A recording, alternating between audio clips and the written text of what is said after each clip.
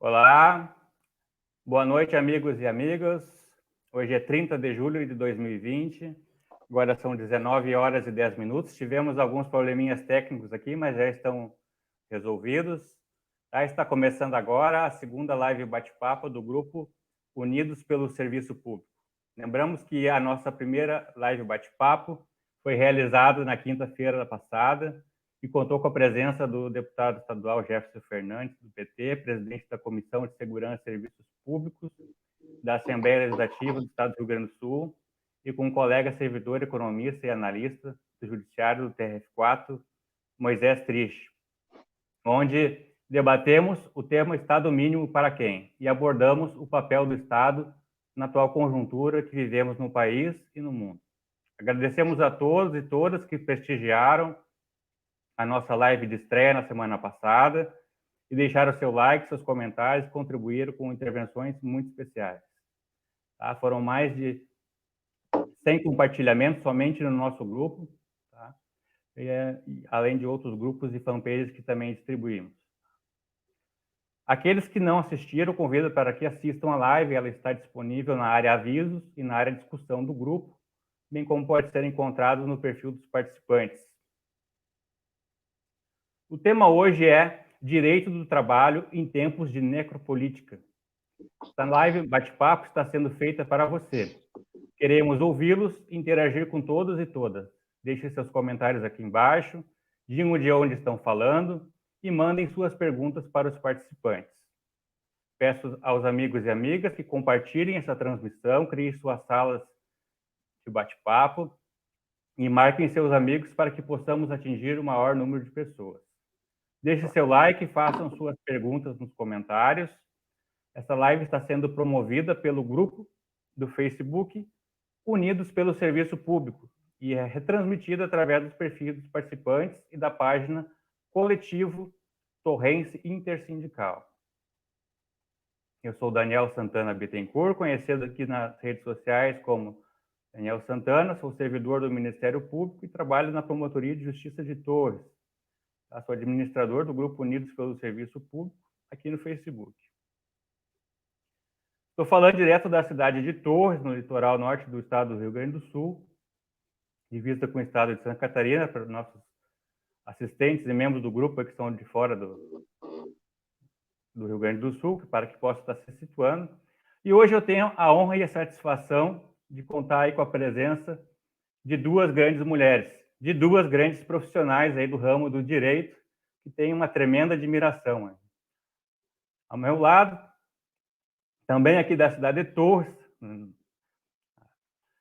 na segunda posição aqui, nós temos a professora que foi homenageada aí na minha colação de grau, que tive o privilégio de escrever 2 livros em coautoria com ela, ainda quando eu era aluno do curso de Direito aqui na UBRA Torres. Eu falo da querida doutora Rosilene Pinho de Aguiar. A doutora Rosilene é advogada, professora universitária, especialista em Direito e Processo do Trabalho, é docente atualmente na UBRA Campus Torres. A doutora Rosilene foi graduada pela UBRA, da primeira turma de formandos da UBRA Torres, e é pós-graduada pela CETRA e MED. Falando de Porto Alegre, contamos com a ilustre presença da doutora Valdete Souto Severo.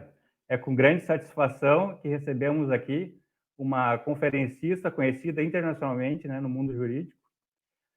Num breve enunciado aí do seu currículo, pois é vastíssimo, a nossa convidada é doutora em Direito do Trabalho pela USP, pós-doutorando em Ciências Políticas pela Universidade Federal do Rio Grande do Sul, coordenadora do grupo de pesquisa Trabalho e Capital, também da URGS, é professora, juíza do trabalho do Tribunal Regional do Trabalho da 4ª Região e presidenta da Associação Juízes para a Democracia.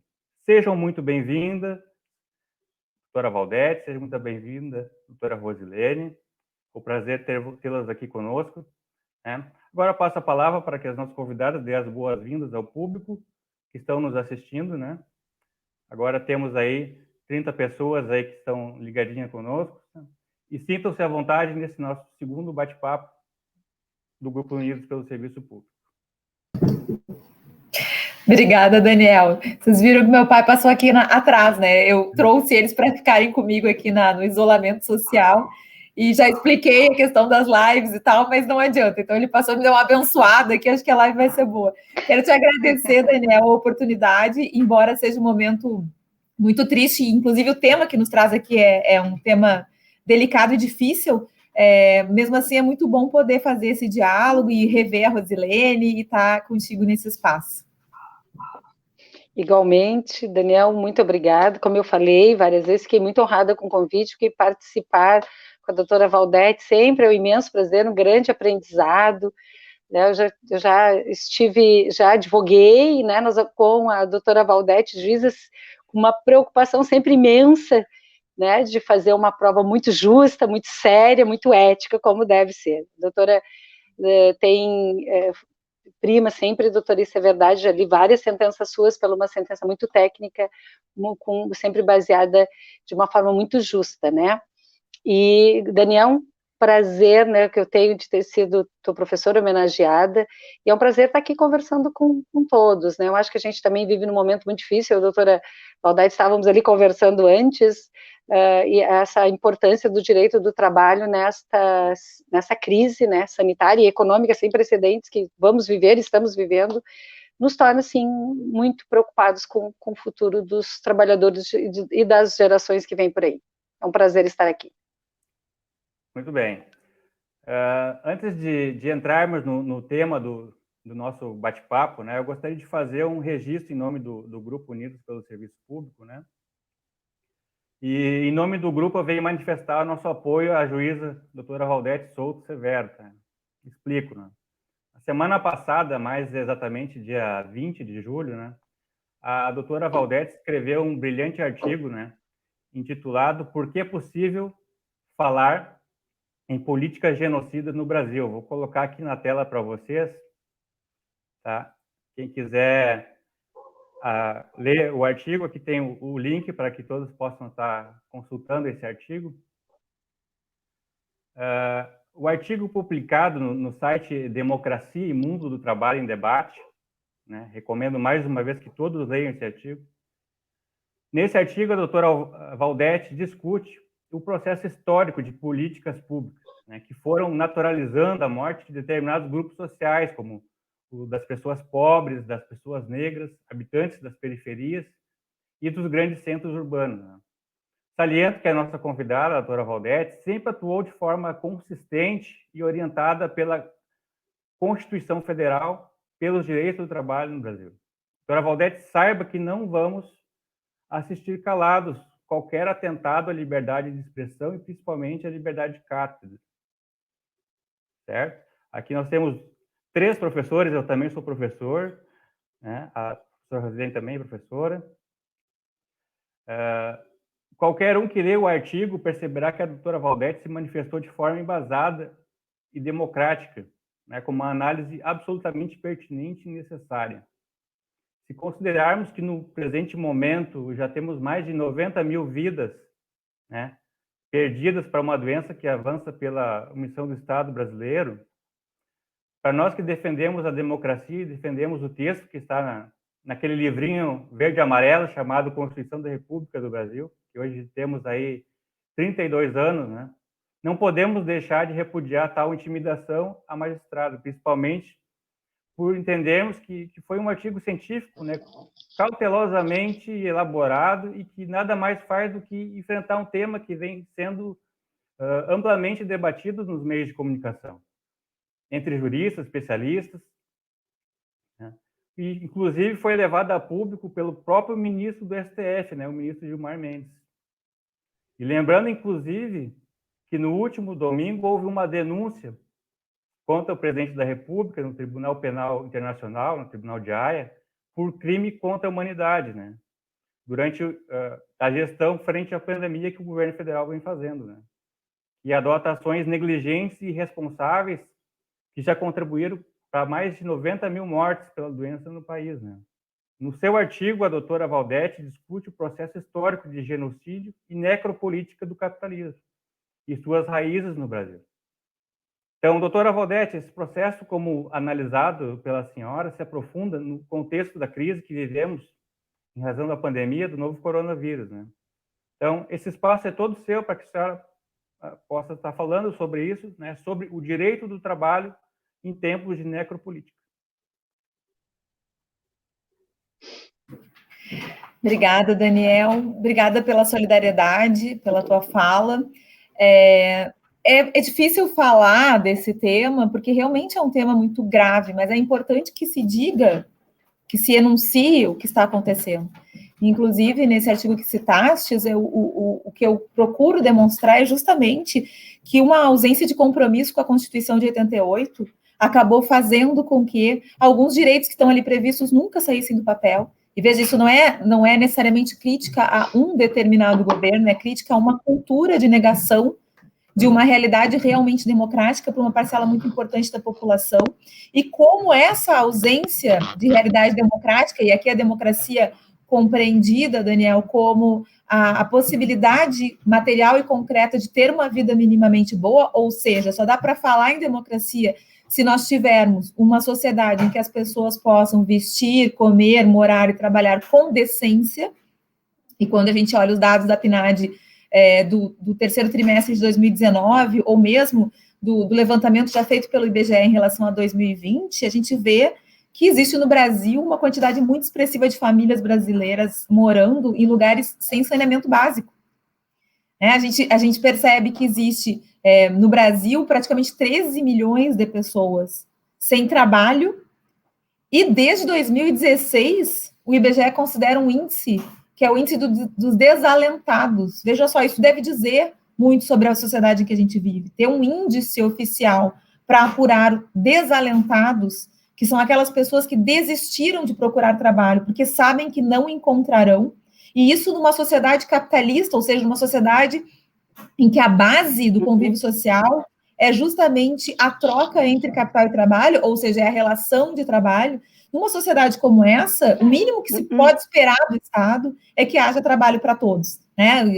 Assim, bem claramente, se nós somos uma sociedade capitalista, isso está escrito na nossa Constituição, a Constituição não questiona esse modelo de sociedade baseado na troca entre capital e trabalho, mas se isso é verdade, o mínimo que se espera e que se exige do Estado é que haja trabalho para todos.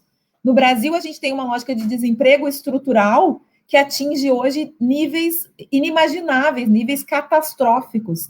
E isso está representado por esse número de pessoas desempregadas e desalentadas. Mas o que eu procuro mostrar, o que eu tenho pesquisado, e que acho que é importante que a gente discuta, especialmente quando trata desse tema da necropolítica, é que existe uma história no Brasil de descaso ou de escolha em não fazer, em não promover políticas públicas em relação a determinadas parcelas da população, e que isso, concretamente, as impede de sobreviver com dignidade e as impede de sobreviver. Então, por exemplo, se a gente pegar a realidade da população carcerária no Brasil, a gente vai ver que o encarceramento se dá em relação a pretos e pobres, né? Pessoas negras e pessoas pobres, pessoas de periferia. Essas são as pessoas mais encarceradas no Brasil. Isso significa que é uma política pública, e esse é o ponto, é uma política pública histórica, no nosso caso, que elege as populações que serão atendidas, inclusive por esses chamados direitos sociais, e populações que não serão atendidas.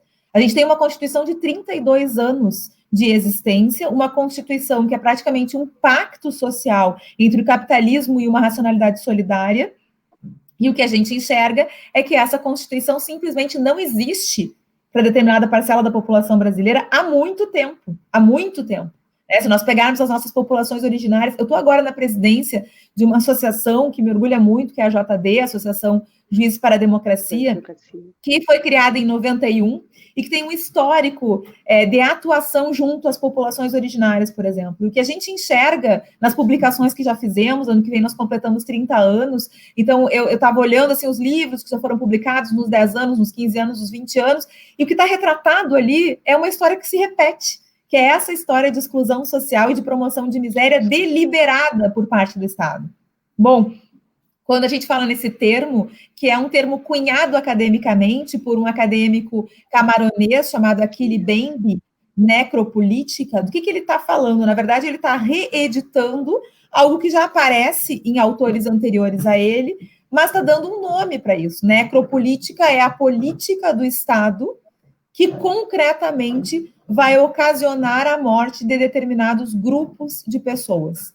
Então, quando a gente olha esse conceito acadêmico e a realidade do Brasil, uma realidade atravessada por um racismo estrutural que vem lá da nossa origem, de quase 400 anos de escravidão, uma escravidão que termina sem nenhuma política pública de inclusão. Veja, como é possível falar na história do Brasil, por exemplo, da prática de necropolítica em relação à população negra, desde sempre, porque eles foram trazidos para o Brasil em navios negreiros, foram escravizados por quase 400 anos, e o fim da escravidão institucionalizada se deu através de uma lei de um artigo só, que não promoveu nenhuma inclusão social. Ao contrário, o que se fez foi, em 1888, a Lei Áurea, e em 1890, o Código Penal, prevendo o crime de vadiagem, justamente para que o Estado pudesse prender, encarcerar pessoas negras que não conseguiam trabalho, porque a lógica do racismo recalcada pela escravidão institucionalizada continuava vigente. Essas pessoas foram simplesmente jogadas à própria sorte e não tiveram nenhum auxílio do Estado para sobreviver.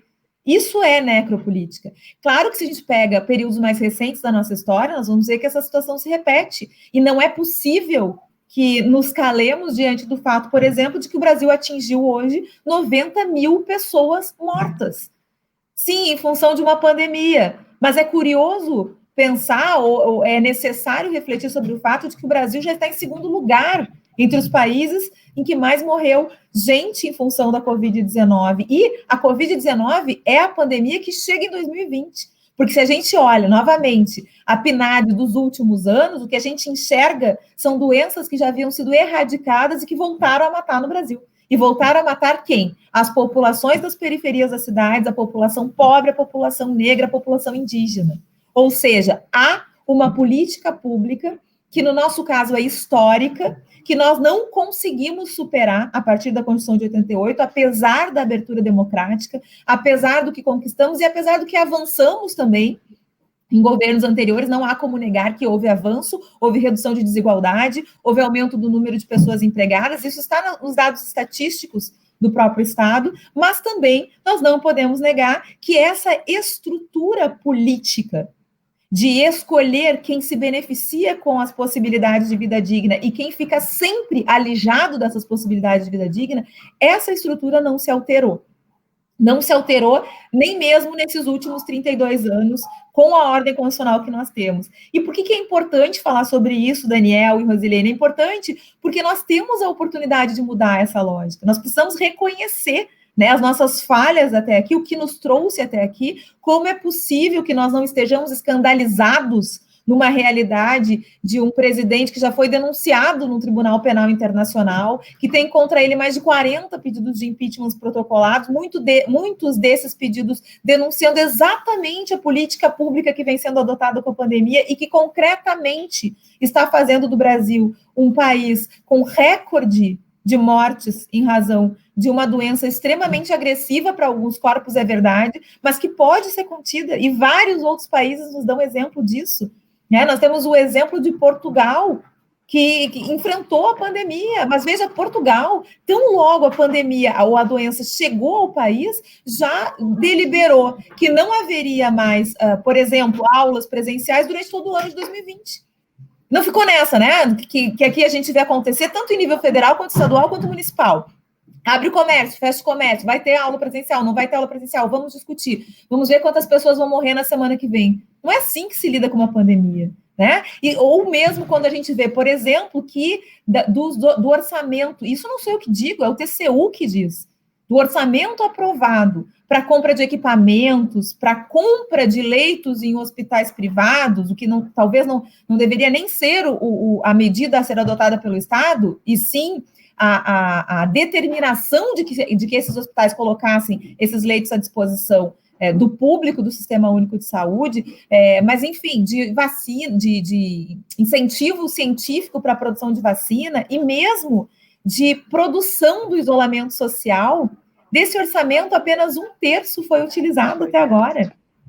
Quer dizer, como que isso se justifica? E dentro de que lógica a gente consegue colocar, de que lógica política, em que lógica política nós conseguimos enquadrar uma conduta como essa? Porque sim, Daniel, a discussão sobre isolamento social, por exemplo, é uma discussão que é quase esquizofrênica, porque as pessoas estão morrendo de fome.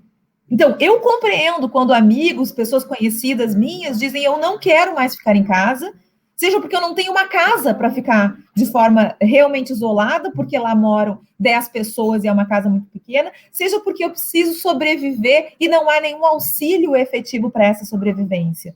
E esse auxílio de R$ 600, que o governo desejaria que fosse 200, e que o parlamento, é bom que se diga, aumentou para 600, e que não chega nas mãos de muita gente, não é a viabilização de um isolamento social decente. Era preciso que houvesse, por exemplo, um apoio econômico a quem realmente emprega no Brasil. E não só para enfrentar a pandemia e permitir o isolamento, mas para que, após a pandemia, essas empresas que realmente empregam no Brasil não só mantivessem os empregos, como conseguissem voltar a produzir e tivessem quem consumisse os seus produtos. A gente estava falando antes, eu e a Rosilene, no iniciozinho, quando não estávamos ainda no ar, que, na realidade, os direitos sociais e o direito do trabalho, em especial, servem ao sistema, na medida em que não há consumo e, portanto, não há circulação de riqueza sem salário decente, sem renda.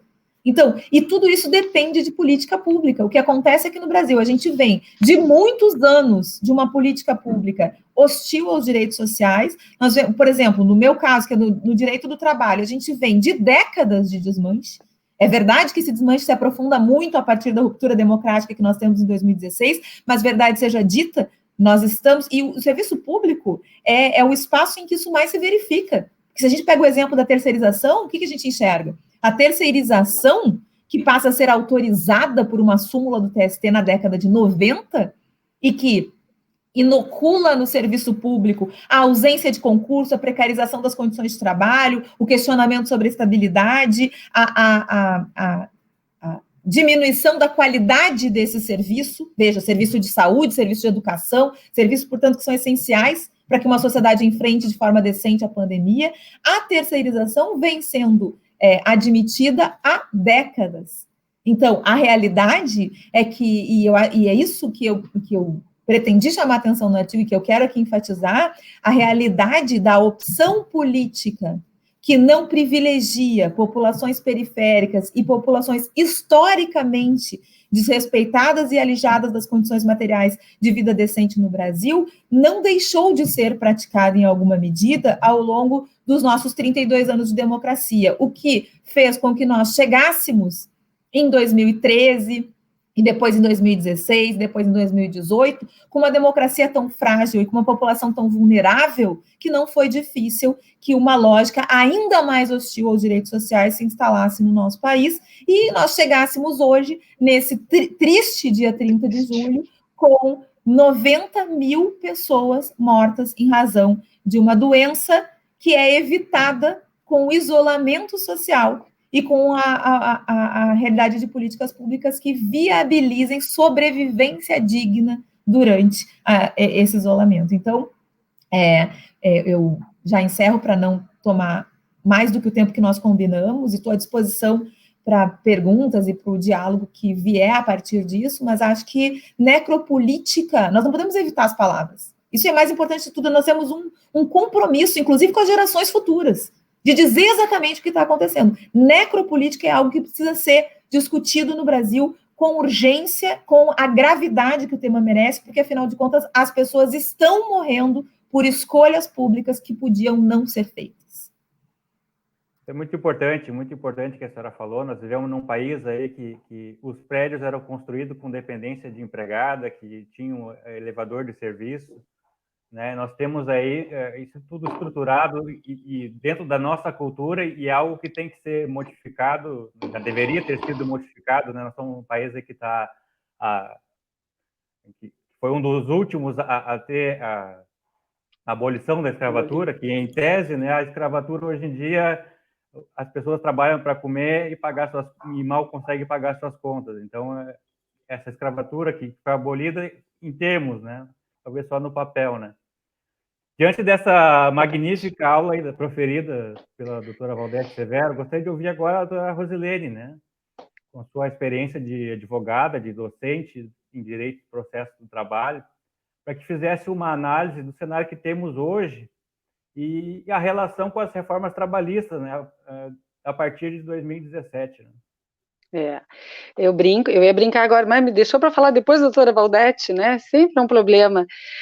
Mas eu estava conversando com a doutora Valdete antes, nós justamente estamos falando de direito social, né?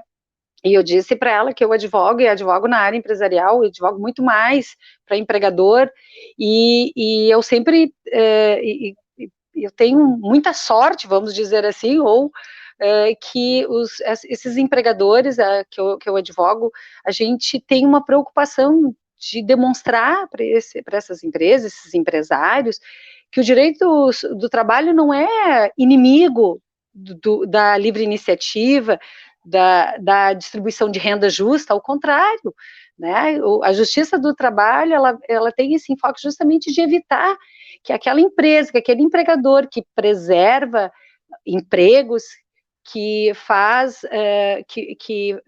todo um trabalho no sentido de valorizar aqueles postos, que sabe da real importância do trabalhador na sua atividade. Nós estamos com um probleminha, está caindo e voltando, né? Mas ele nunca deixa, e isso faz com que, então, ele tenha uma justiça que impõe aquele mau empregador, aquele mau empresário, para que cumpra, então, aquilo que a legislação termina. Eu perdi um pouquinho o áudio da doutora Valdete no início, e se eu, por acaso, estiver repetindo o que ela estiver dizendo, me perdoem, mas foi em razão disso. E eu tinha pensado em começar, doutora, por maior coincidência do mundo, né? Eu estava vendo que na Itália, quando estava no auge da Covid-19, né, houve uma, vamos dizer assim, uma ordem, não sei se eu não quero aqui colocar palavras na boca de ninguém, né, mas ao que me entende junto à ala médica, né, que se escolheu salvar aqueles que tinham maior chance de sobreviver. E aí isso custou alguns olhares, né? Mas como assim, né? Eu até tive uma situação de uma pessoa numa rede social que me perguntou: eu tenho certeza que o seu pai vai deixar o seu filho ficar no lugar dele. O meu filho jamais iria permitir, né, em ficar no lugar do avô para alguma coisa. A gente não está aqui para escolher quem é que morre, quem é que vive, e quem é que tem o direito de viver. E eu tinha buscado uma frase, né, numa entrevista do presidente, né, onde que ele diz o seguinte: alguns vão morrer, lamento, é a vida, não pode se parar uma fábrica de automóveis porque tem mortes no trânsito. E quando a gente se depara com o presidente da República que diz, no meio de uma pandemia sanitária, no meio de uma crise, que não há o que fazer, faz parte, alguns vão morrer, eu também fiz essa análise, né? Então, essas situações de eu deixo viver e deixo morrer, ou quem eu vou definir, quem sobrevive, quem vai morrer, na verdade, faz parte, sim, de um conjunto de políticas de controle social, e eu concordo com a doutora, através de morte.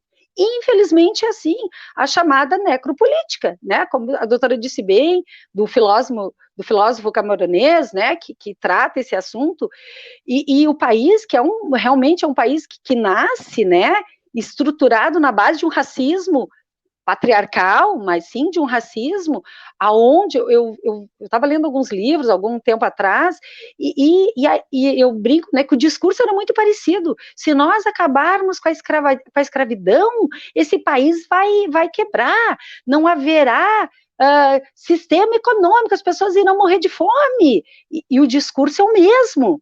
E aí, só em 1900, quase que, enquanto se discutia no mundo ampliação de direitos sociais, né, através da Constituição do México, até da Constituição da Inglaterra, o que se discutia no Brasil? Racismo, escravidão.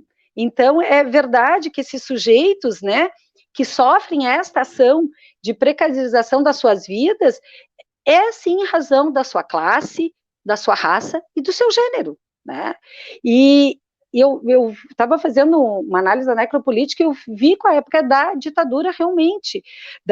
Na ditadura, né, diante desses desaparecidos, quando encontrava esse opositor desse regime, o que se fazia? Ele era preso, torturado, assassinado, e o corpo muitas vezes queimado, tanto que a gente tem aquela cena foi encontrado num cemitério ossada. Por quê? Porque havia um interesse de uma classe de apagar esse ser humano, de apagar a sua memória, de apagar o seu corpo, de apagar a sua existência, para dizer, vocês não podem falar, só podem falar aquilo que eu quero que vocês ouçam. Então, também por isso que eu faço esse link, que eu vislumbro que as vítimas do Covid-19 também, eles não têm nem direito a um ritual de despedida, né? A gente sabe que a sociedade vive em rituais, isso é importante para as pessoas, é sentimento de pertença. Eu tenho um sentimento de pertença, eu sou dessa família, eu sou dessa sociedade, eu quero ser acolhida, é essa a diferença. E aí, então, quando a gente vê que um governo, ele trata de inimigo, né? E aí eu pergunto, quem pode se manter em isolamento social, né? Que estrutura de moradia e de acesso eu dou para essas pessoas para elas sobreviverem, né? Quem será que tem renda para manter um lar dentro desse isolamento, né? Quem é que não vai ter acesso a UTI, um leito hospitalar, teste para Covid? Estamos em julho e nós temos uma população que não foi testada. Nós estamos desde março esperando, né, essa testagem em massa, enquanto, como diz bem a doutora, somente houve um gasto de 1/3 daquilo que foi, que houve, né, que houve previsão para se gastarem nessa pandemia. Então, ao contrário, eu digo, a resposta é simples e clara, né, são aqueles que têm uma estrutura classista, racista patriarcalista, porque ao longo, na história, realmente, que a gente tem mulheres, negros, os indígenas, os mais pobres, né, além de outros segmentos sociais que são, sim, que estão sofrendo o impacto da doença, da morte e também da perda do emprego, da suspensão dos ganhos, da suspensão de salários. Eu fiquei estarrecida quando, na medida provisória, veio que haveria, então, uma supressão de salário. Ao contrário, numa pandemia, numa crise, nós temos que garantir renda, porque quando eu garanto renda, eu garanto sobrevivência, eu garanto alimento na mesa. E aí, com aquela repercussão social, então, aí foi o artigo 18, né, que ele foi retirado, e a gente percebe que há uma conveniência, né, de interesses econômicos financeiros, sim, de que políticas do Estado, seja através desse encarceramento em massa, que a doutora muito bem falou, né, que a gente sabe que eu não tenho os dados precisos, mas eu vi uma reportagem há pouco tempo que dizia que a maior parte da população carcerária negra estava sem que houvesse uma sentença de primeiro grau. Estavam presos ainda sem uma sentença de primeiro grau, a maioria negros, inclusive mulheres negras que também estão agora. Nós somos o terceiro país de maior população carcerária no mundo. Porque no país não se prende, é que se prende mal. Se prende mal, né? Exatamente. Se prende mal, né? Outro viés da necropolítica, que a gente sabe também, é essa expressão que a gente diz do Estado, né, de supressão de políticas públicas, né?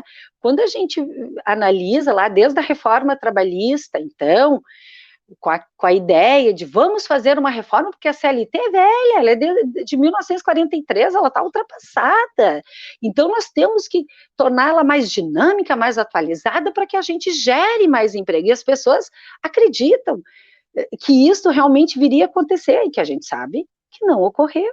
Quando a gente vê uma reforma da Previdência que diz, olha, porque não vai ter dinheiro para pagar, sim. Aí tu pergunta lá para um trabalhador, eu vi uma trabalhadora apoiando a reforma da Previdência, e perguntaram para ela, mas qual é o ponto da reforma que a senhora... eu não conheço. Né? Eu sou contra, eu vi uma outra, eu sou contra a aposentadoria para as filhas de militares. Isso nem era discutido na reforma política. Mas isso é a ideia que gera, né? Quando, então, a gente percebe um organismo, e eu tenho visto uma falta de ética social do governo, que na verdade é o interesse de que esses organismos ocorra uma superveniência, né, desde o Ministério Público, o próprio Poder Judiciário. Se eu não servir aos meios políticos, então eu não sirvo. É por isso que a gente vê aí campanha contra isso, campanha contra aquilo, a partir do momento que um desses órgãos, né, ele se coloca contra alguma situação do Estado, do governo, então vamos fazer uma campanha.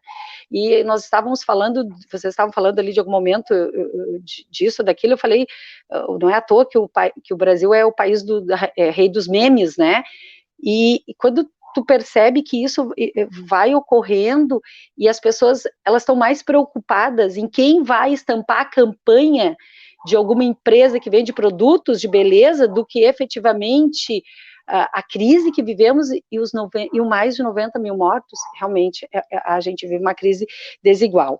E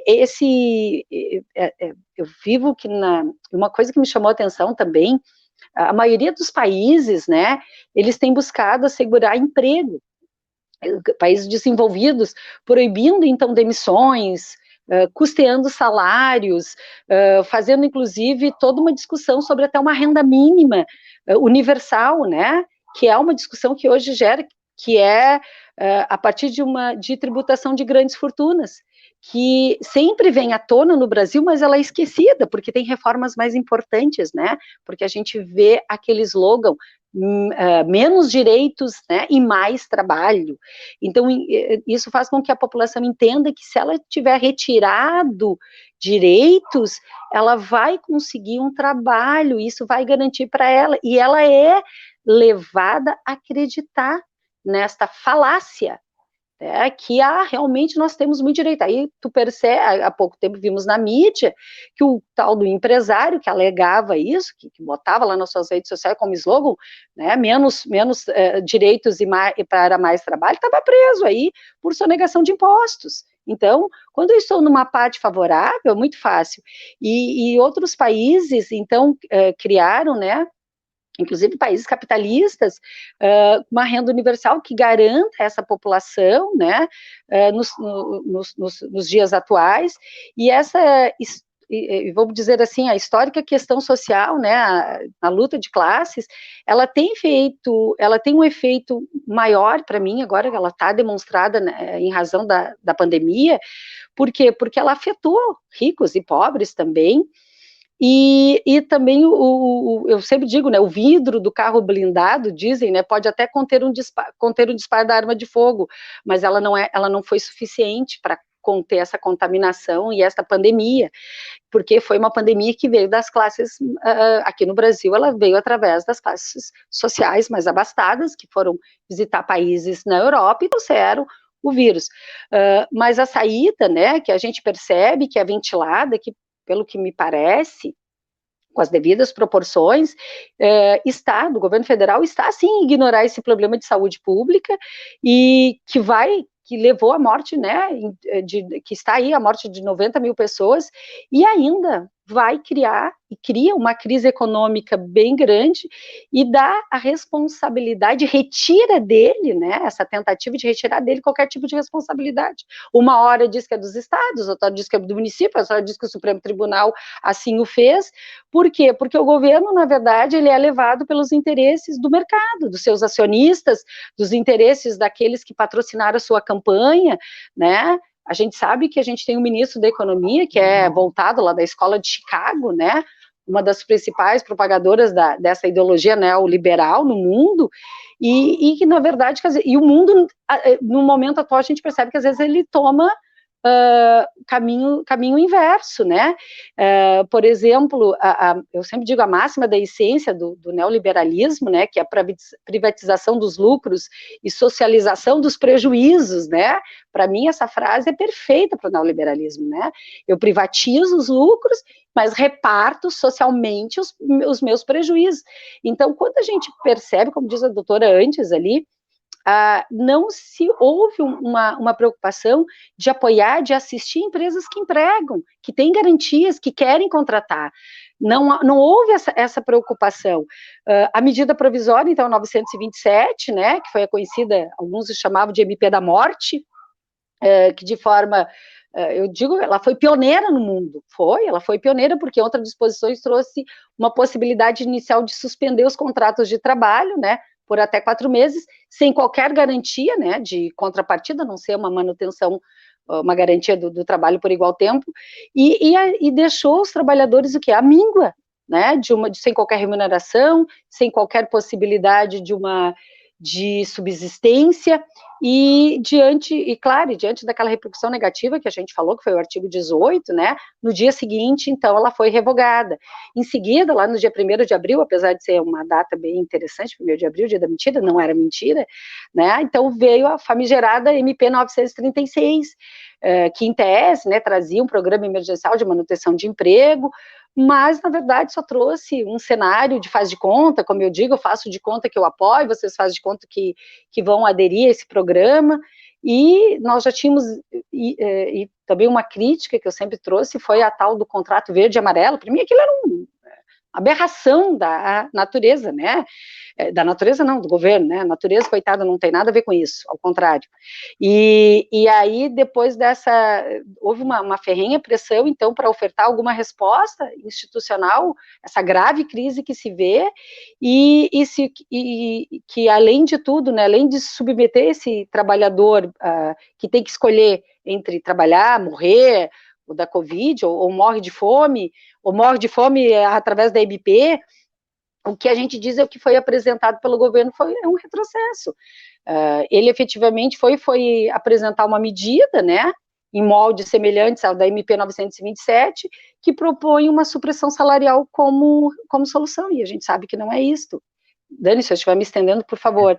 E ciente desse desequilíbrio, né, entre o trabalhador e o empregador, foi por isso que o legislador constituinte, lá na Constituição de 1988, ele traz essa intangibilidade salarial, porque ele sabe que o mercado não é justo entre o trabalhador, ele vai acabar cedendo à pressão, e a gente tem que, e aí, antes dessa crise, né, quando eu começo a perceber que as pessoas cada vez mais estão imbuídas nessa situação, mas é um favor que ele está me dando de dar um trabalho, e é muito difícil tu conseguir colocar isso numa população carente, né, que trabalho não é favor, né, que trabalho não é favor nenhum, o empregador não está te fazendo um favor de estar te contratando, né, há todo um dinamismo social que eu preciso. Então, a gente diz que realmente, alguns estudiosos, né, porque eu não sou estudiosa, longe disso, apenas sou uma... Eu brinco que eu tenho, na verdade, curiosidade, e eu percebo que essa continuação política vem realmente, como diz a doutora, genocida, verdadeiramente mortífera, né, e aí vem sendo implementada,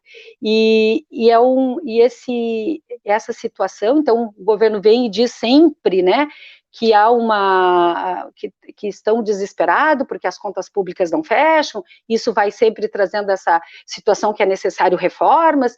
Eu sempre digo, o direito do trabalho vem realmente há muito tempo sofrendo esses ataques, né, constantes, legitimados pelo Estado de forma legal, e o que se vivencia hoje não é isso, é esse exagero dos ataques, né, uma exposição, situações que conforme o andar da carruagem agrada ou não agrada, aí eu faço campanha contra ou faço campanha a favor, e na verdade não há nenhum tipo de interesse social de proteger, que eu digo que proteção não é passar a mão por cima, não é isso. Quando eu digo princípio da proteção, os alunos perguntam, prof, é princípio da proteção, então ele pode fazer tudo, o trabalhador ele pode fazer tudo e o empregador não pode fazer nada. Não, o princípio da proteção é tu garantir meios para que esse sistema funcione, porque o capitalismo, eu sempre digo, ele não é o melhor, mas é o único, em tese, que está funcionando, mas não de uma forma neoliberal, não de uma forma que vá caçar, de uma forma que traga maior prejuízo,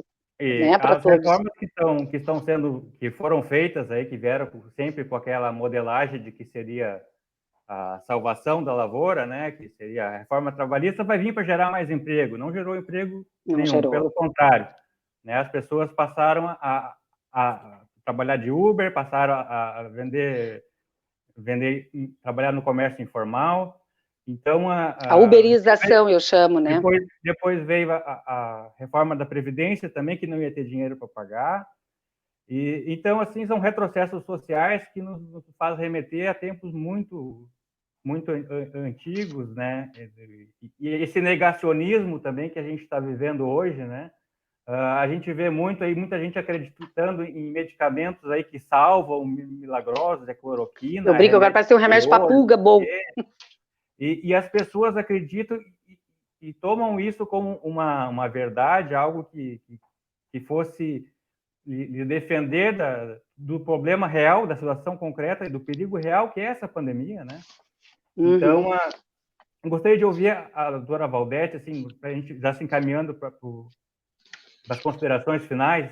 A gente teve muitos comentários aqui, a gente não vai ter como tratar cada um deles, assim, mas fazendo uma leitura geral, assim, muitos colocaram apontamentos referentes à necropolítica, a questão do governo federal não está adotando as políticas corretas, da necessidade de se falar de taxação de grandes fortunas, enfim.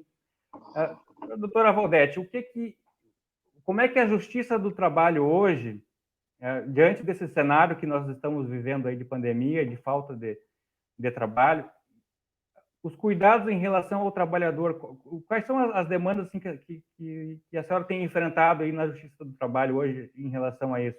Porque eu vi uma notícia do Metroviários, né, que eles estariam com um problema muito sério da questão dos testes, né? Esse seria só um exemplo, né? Também tem os servidores do Judiciário de São Paulo que estavam para entrar em greve também, greve sanitária, para trabalhar somente remotamente, não ter essa exposição. Como é que a Justiça do Trabalho hoje aqui no Rio Grande do Sul está lidando com isso? Pois é, Daniel, as demandas que mais aparecem são demandas de pessoas despedidas sem receber nem a rescisão e demandas de trabalhadoras e trabalhadores pleiteando condição de trabalho. Assim, denunciando que estão trabalhando com exposição dos seus corpos sem equipamento de proteção ou em contato com muitas pessoas sem condição de se prevenir e, portanto, colocando em risco não só a própria vida, mas a vida dos familiares. Mas eu só queria fazer uma observação bem rapidinha, porque eu vi nos comentários, e isso para mim é uma coisa cara que a gente discuta, porque me parece assim, que a gente não vai conseguir evoluir, sair do momento que a gente está, e que talvez a gente não tenha nem chegado no pior momento da nossa história recente, se a gente não se der conta que existe uma conjuntura. Alguém colocou nos comentários, as instituições não podem funcionar para que o projeto do atual governo se efetive. Acho que a gente precisa, pena que não vai ter tempo aqui, né, porque a gente já está terminando essa live, mas a gente precisa conversar seriamente sobre o fato de que, em primeiro lugar, alguma coisa nos trouxe até aqui. 57 milhões de pessoas votaram na política que está sendo exercida hoje no Brasil. Esse é o primeiro ponto. O segundo ponto existe uma conjugação de esforços. Veja, a Lei 14.020, que a Rosilene citou, é um exemplo. Ela é uma medida provisória, portanto, ela veio do Executivo. Mas ela foi chancelada pelo Judiciário, porque houve uma ADI, o STF disse que estava tudo certo em ter redução de salário. Estava tudo certo. Isso, eu esqueci de dizer que ela virou lei. E ela já virou lei. Ou seja, há uma medida do Executivo que o Judiciário disse que tudo certo, mesmo que a Constituição literalmente diga que redução de salário é uma medida excepcional por negociação coletiva. E, tudo bem, nós poderíamos discutir que nem por negociação coletiva durante uma pandemia seria minimamente razoável pensar em redução de salário, mas o fato a ADI foi julgada improcedente e o parlamento aprovou a lei em regime de urgência. Quer dizer, quem não coloca em votação a taxação sobre grandes fortunas é o parlamento. Quem está preocupado em fazer reforma tributária? Estou dizendo isso para a gente perceber, Daniel, que é muito mais profundo do que parece, porque como a gente tem, assim, mais visível a atuação ou a não atuação dos governos, né, portanto, do poder executivo nos 3 níveis para um combate mais eficiente à pandemia, dá uma impressão que se mudar esse governo está tudo certo. Não. Em primeiro lugar, nós, como sociedade, né, a sociedade brasileira viabilizou essa compreensão acerca dos direitos sociais. Essa compreensão acerca da política que se faz e que não se faz, sobre essas escolhas. E existe os outros poderes de Estado atuando fortemente para que isso seja exatamente do jeito que é. Então, se nós estamos na situação de 90 mil mortes, daqui a pouco correndo o risco de passar os Estados Unidos e ser o país do mundo em que mais gente vai morrer por causa de uma doença como a Covid-19, é porque existe muita gente trabalhando para isso. E aí, então, a nossa exigência e a nossa discussão tem que se aprofundar no sentido de pensar, tudo bem, então, onde estão as pessoas que farão contraponto? Onde estão as pessoas que, tendo a possibilidade de exercer cargos de poder, estão denunciando a necropolítica que nós estamos vivendo ou estão atuando para evitar que isso aconteça? E aí a gente vai compreender o que é preciso fazer para que essa lógica seja alterada. E o que é preciso fazer, e é por isso que eu comecei a minha fala falando na questão do genocídio da população negra no nosso país, o que precisa fazer é uma mudança estrutural. Ou a gente se dá conta que esse modelo de sociedade se esgotou, ou a gente se dá conta que essa política que a gente vem fazendo há muito tempo não está funcionando, e que é preciso mudar, e que, por exemplo, distribuição de riqueza é condição para uma sociedade ser minimamente decente, ou a gente vai mudar as peças, mas a história vai continuar sendo a mesma. Verdade. Doutora Roselene, essas considerações finais aí. Obrigada. Eu sempre digo, né, eu bato nessa tecla, né, Daniel e doutor, e a quem está nos assistindo, né, porque eu sempre digo, há um objetivo em mim, eu quero, Deus queira que eu morra lá velhinho, porque todo mundo quer morrer bem velhinho, né, gritando, né, eu digo com a bandeira ali do artigo 3º na Constituição, né, dizendo, não existe menos direito e mais empregos. E isso é uma frase desonesta, desumana, conduta típica de quem, de necropolítica, mas eu sempre digo, para mim, político que vai gerir Estado, município, que diz, eu sou um gestor público, eu digo, ele não tem projeto nenhum, né? Não há nenhum tipo, não diz para que vem, não diz para onde vai. E outra coisa, porque em diversos momentos, né, da história recente, eu falei para a doutora, em 2014 nós tivemos excelentes níveis de emprego e nem por isso foi retirado direito nenhum. Ao contrário, se sabe, nós temos países desenvolvidos, Suécia, que as pessoas trabalham 6 horas por dia. E não trabalham mais, não existe hora extra. Porque há uma necessidade, se entende, dessa responsabilidade social. Países desenvolvidos como a Alemanha possuem um patamar de direito do trabalho bem superior ao nosso, que todo mundo, a população não enxerga, diz, nos outros países não tem. E que combate essa odiosa, né, frase, menos direitos e mais empregos, né, onde sequer é debatido. Eu tenho uma amiga que mora lá e há 20 anos é casada com alemão, tem cidadania, não existe esse conjunto, então, de discurso e práticas, né, na verdade, elas levam o quê? Levam ao empobrecimento da população. Nós vamos ter cada vez mais população negra e pobre, e o trabalho, e eu queria encerrar, Daniel, dizendo o seguinte, né, o trabalho, embora tenha essa função social, né, de gerar bens e serviços, e com isso converter-se em renda, lucro, e todos os demais fins econômicos que a gente conhece, ele também não pode escapar que ele deve servir, a gente chama de ortopedia social, palavra bonita, né, ortopedia social e individual. O trabalho, ele recai, então, sobre esses poderes, né, ele serve para que a sociedade possa tentar, a gente é utópico viver de forma justa, que todo mundo tenha acesso, mas nós temos que trabalhar para que o maior número de pessoas, sim, tenham acesso aos direitos sociais básicos, que é um trabalho, que é um salário, que são os direitos sociais para que ela possa, sim, sustentar a sua família com dignidade, porque o que nos falta, eu percebo, e com muita dor no coração, eu percebo que há, assim, uma camada da população brasileira que não é digna, e não se acha digna, o que é pior, mas sempre foi assim.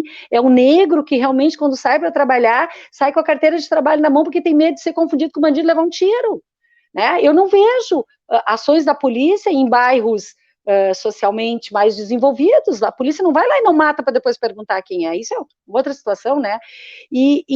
Então, por isso que essa preocupação que o trabalho, ele tem que ser percebido, que, vou aqui falar de Foucault, que é que diz, né, que a solução geral, panaceia infalível, é o remédio de todas as formas de miséria, é o direito do trabalho, é o trabalho. Quando eu dou acesso para que essa população adulta consiga adentrar no mercado de trabalho e ela tenha a sua renda garantida, ela vai sim conseguir fazer com que a sua família se sinta protegida e digna, e eu consiga que ela tenha acesso a todos os serviços públicos sociais. Eu não posso compactuar com essa política vou repetir aqui as palavras da doutora Valdete, genocida sim, né? Doutora, e fica aqui a minha estima, né? Como ele disse, já tive a oportunidade de receber as suas sentenças, né? Sempre muito técnicas e muito justas, tanto que eu não consegui nenhuma delas reverter no tribunal, então não tem problema nenhum, e fico muito admirada da sua convicção e da sua coragem de escrever artigo, porque quando o juiz ele dá a sentença, ele não escreve artigo, ele não está falando a opinião dele, apesar da gente saber que lá no íntimo sempre há uma situação. Agora, quando há uma tentativa de calar, né, qualquer pessoa, de expor a sua opinião através de um artigo, através aí sim eu começo a ficar com sério receio de que estejamos no momento de calar, né, aquilo que é conveniente para alguns. E fica aqui, então, o meu agradecimento para vocês. Eu que agradeço muito a participação das nossas convidadas hoje, foi um bate-papo muito, muito proveitoso, tá? Espero que o pessoal em casa também tenha gostado. Queria mais tempo, esse tema merecia muito mais tempo para debater, mas dentro do nosso tempo programado aqui. Encerramos com essa última frase do Martin Luther King, né? Que o que me preocupa não é o grito dos maus, mas o silêncio dos bons, né? Sigamos assim, tá? Eu peço que aqueles que gostaram compartilhem com seus amigos essa live, tá? E nos ajude a defender o serviço público e defender a democracia, tá? Mandem convite para os seus amigos também para participar do grupo. Essa foi a nossa segunda live bate-papo e as convidadas têm esse espaço aberto para vir tratar este e outros temas, tá? Sempre que for para defender os direitos fundamentais, sociais dos serviços públicos, certo?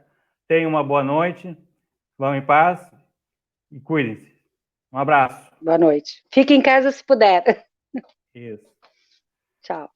Tchau.